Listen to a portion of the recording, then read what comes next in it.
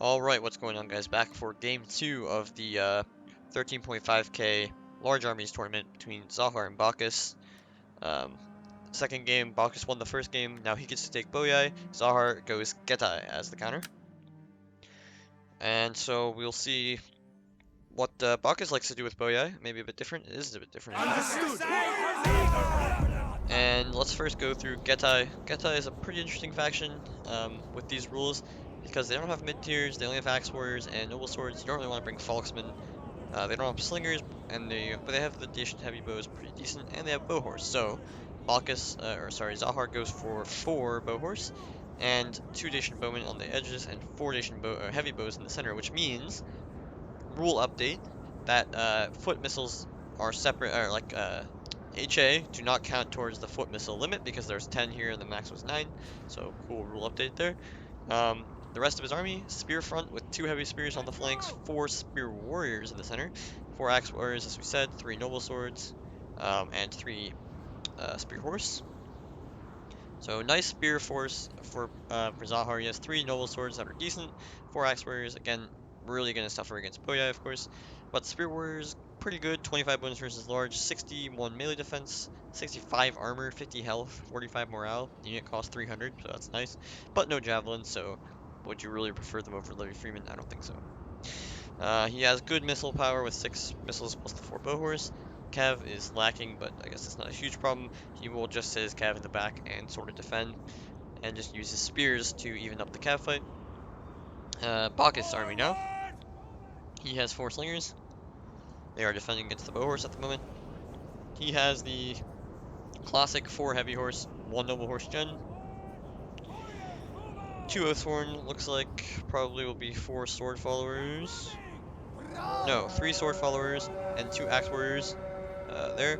So 2 Oathsworn, 2 axe warriors, 3 sword followers, 4 slingers, 4 heavy horse, 1 noble horse gen, and Levy Freeman, he has 2 Levy Free and 4 spear warriors. So again, these spear warriors are different from these spear warriors. The only units in the game that have the same name but different stats, besides like mercenary versions of the same unit, I suppose. But basically, these guys are better, but they're worse than the heavy spears. But again, no javelins on any of Getai's spears, so bit of a problem. 5 cav for Bacchus here. I'd expect him to be able to get to these bows pretty easily. The advantage for Zahar is to control the flanks with the bow horse, prevent any flanking action, sort of like what Bacchus was able to do in the last game. If he can prevent the superior cav from getting around the flanks, his archers will be fine. Focus down the Oathsworn, and then use their double swords to crush the sword followers, which will be hard. But then again, you do have 4 axe warriors, and there are 2 axe warriors on the field for Boyai, so it's not a huge problem. Here, some nice volleys going in from the slingers. Don't really want to do this sort of deal. Bacchus should be in longer lines. He wants to keep them in short lines for maneuverability, which is fine, but it means that you can sort of shoot them down with the bow horse slowly and carefully, although it is a bit risky. He also has like a lot of units looking at the bow horse, which I guess is fine at the moment because the infantry is so far away, but as soon as he gets close, Zahar, I would expect Bacchus to really turn his attention towards the infantry, keep a Levy Freeman here and maybe a slinger in the back, and you've pretty much eliminated the bow horse from being a direct threat, although they're still an indirect threat because they block your path to the flank, and eventually those units will have to turn around and shoot, and then the bow horse can come in from the rear, so it's totally fine. Let's skip ahead here because nothing's happening, and then battle is 12 minutes long. Infantry fights should be pretty heavily in the favor of Bacchus, especially with that cav advantage.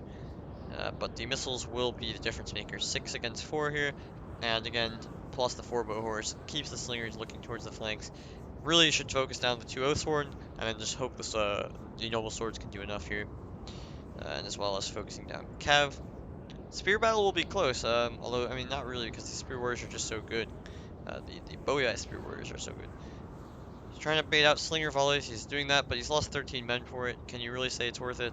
No, is the answer there. I think you should just let them be there. Let them focus on your bow horse, and then you just don't have to worry about them shooting because they're not shooting anything. They're just staring here, and there's nothing in range, so that's fine.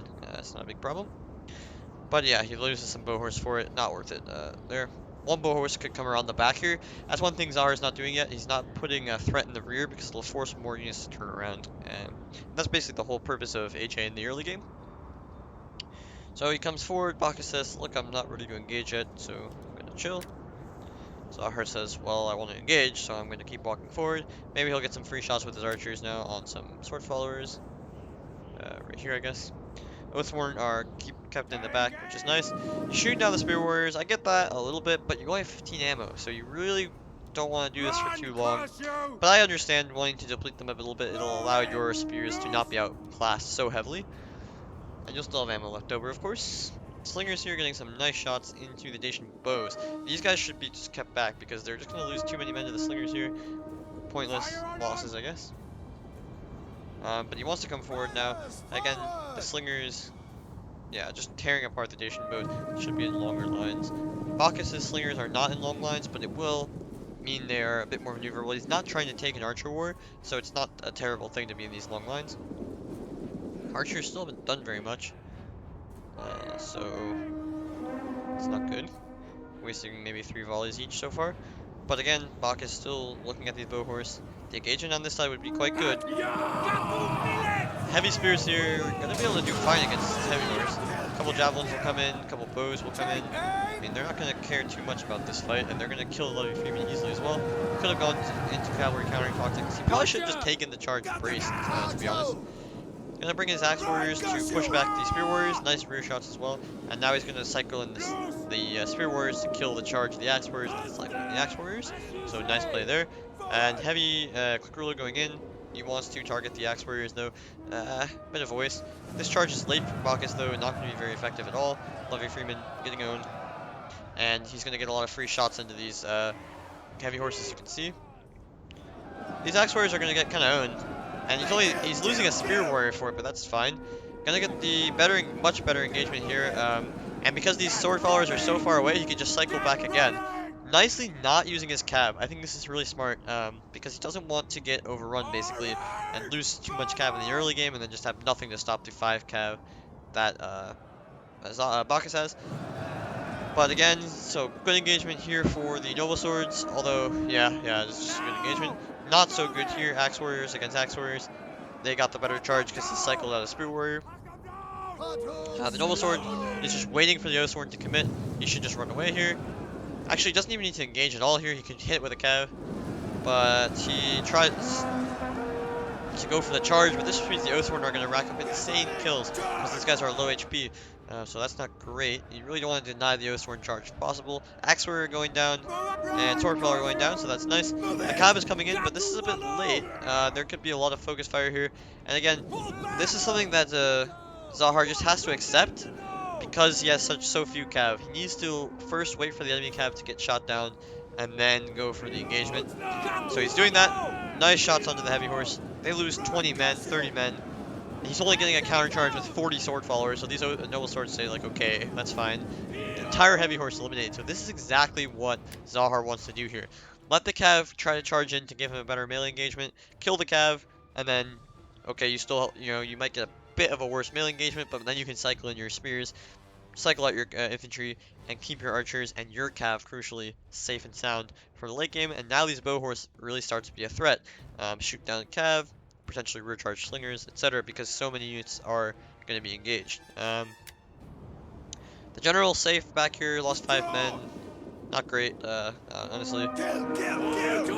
Sword follower against axe warrior. He needs something to even out these fights because right here he's going to get busted on here. Axe warrior is going to go down. These axe warriors could just rear charge. Oathsworn could charge. General could charge. There's not enough support here, I'd say. Another Oathsworn nearby. I would be collapsing on this blob if I was Bacchus because it's really the entire melee force minus the general is stuck in this fight. So now a cavalry charge comes in. This is good because he's going to get the general into this fight. But Slinger is going to do good damage to these spear horse, but they're full health, so it's okay. Heavy horse again going down, so -2 heavy horse. This heavy horse is weak. This heavy horse is weak. The cav fight is much better than it was, at the start of the battle for Zahar. But has he lost too much is the other question. Oathsworn coming in here, just going to obliterate this noble sword because it got no charge. These spear warriors do not need to commit though. They could just turn around, kill this spear warrior, then move into the back lines. just to pressure the archers. Cav went down, but this cav is staying in for way too long. General gonna get a great engagement though here against sword dwellers. They'll be happy about this. And then what? And now the noble sword's busting through. The cav busting through. So nice use of the cav finding a gap. Takes a shit ton of damage on his bow horse, though he still hasn't had time to activate them. Here you just have to be patient with the bow horse. Literally just keep them chilling in your line, shooting enemy cav. Don't go for anything risky. They're so valuable in the late game with your archers. Oathsworn, this is like great. The Oathsworn are charging into a Spear Warrior, but they're, yeah, exactly Zahar here, focus firing. Gonna kill so many men. Force to commit the cav here. Better support inbound, and the Spear Horse are much healthier. Bow Horse can just hunt down the Slingers, so not a problem. Another Javelin Volley, but that one doesn't do as much, but this Bow Horse is pretty much dead. Losing in the center was a guarantee that he was going to lose somewhere, but these Heavy Spears, again, eating the charge of a Heavy Horse, they say, fine. We're Heavy Horse. We don't really care about that. Or we're Heavy Spear, sorry. Another cav gonna go down, though it will pretty much kill off this Spear Horse. I mean, it's not dead, but it's pretty useless. These Oathsworn are in some weird fight here. They're gonna get shot in the back here in a second when the cav is dead. Nice job focusing the cav first, even though he's gonna win. So good habit to have to focus the cav first. Everything in this side is collapsing. And he didn't collapse on the noble swords in time, I would say. And now he's winning on this flank, but he didn't win by enough. Look how much is left here. Sword Fellers just getting absolutely toasted by the noble swords. You'd love to see it, and this is exactly what he had to do. Kill the noble sword fellers with the with the noble swords. Focus fire the noble sword, the Oathsworn with the archers, and then axe warriors can trade against axe warriors kind of effectively. He was always going to lose in more places than he won because there's just more infantry that was good, but he did a good job of mostly killing off everything on one flank, especially. Again, these Oathsworn kind of doing not as well as I thought they would do. They probably got a rear charge or something on them. He's going to go after the archers now. And, you know, the general's healthy here, so taking some archer fire is not a problem. The cav is a bit isolated, I'd say. But there's so many archers, you can't really kill them that quickly. These bow horse can just run down the slingers now. He should know that this levy free has no ammo, because it used 2 volleys on 1 bow horse. And again, these cav are just going to take too much damage going after archers. The heavy bowman will say, look, you can charge me, but at least I'll last for some time. Let my other archer homies kill the enemies. And now, finally, my cav has recovered their position to defend against your general. General won't be able to get in there. You know, one cav going to go down, but just buying time here. This is absolutely right. And eventually the general is not going to be able to do much. He's still afraid to go after the slingers. Fair enough, the slingers are out of the fight. You could just shoot down the Oathsworn general there. Or not the general, just the Oathsworn unit. Oh, this fight was extremely close.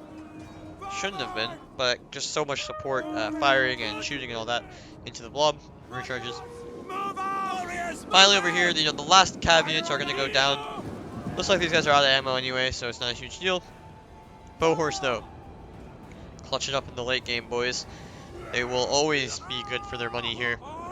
The general going to go down. Enough archers left on the field to kill it. Even though the general got into some archers, not enough. Noble swords, all left on the field. Bow horse getting their revenge in the late game. Look at these epic kills. Not even from shooting, mostly from just killing slingers. But they also got nice shots into cav and nice shots into infantry, weakening them and you know, making it no problem for the cleanup crew. And the archers, even if they're out of ammo, they can just, you know, run down the slingers pretty much. And the general, the other noble sword alive. Really nice play from Zahar here. I think he played this pretty much perfectly in not using his slinger or his cav early, letting Bachus commit his cav and then shooting them and then going in. The one thing I'd say that Bachus messed up though is he was just so aggressive with his cav unnecessarily. Yes, charge the noble swords with your cav. Literally no other unit should get charged by the cav because they're just not important enough. He was charging heavy spears, he was charging spear warriors, he was charging axe warriors. Just not worth the damage your cav takes because in the end game this is what happens. They will just eat shit pretty much. Because the cav, you can see the spear horse with some support and some archer fire would just own the heavy horse instantly. The spear horse could just chase down some enemy units. So a very nice win for Getai against Boyai. Boyai 0-2 in the series, which is kind of crazy. Again, quick look at the stats, but not much. Oathsworn, good kills, but here's the key. Heavy horse, nothing. Whereas the spear horse, Yes, they didn't get great kills, but again, there's only three of them, and there were five uh, Cav for Booyah. They didn't get much done. Slingers didn't get much done. Archers, very nice kills. Spear Warriors didn't get much done, but the three Oathsworn, or Noble Swords, sorry, masterclass from them. Decent enough from the Axe Warriors, not great. Nothing good from the Spears, but what do you expect? They're fucking Spears. Alright, so we'll go into game three.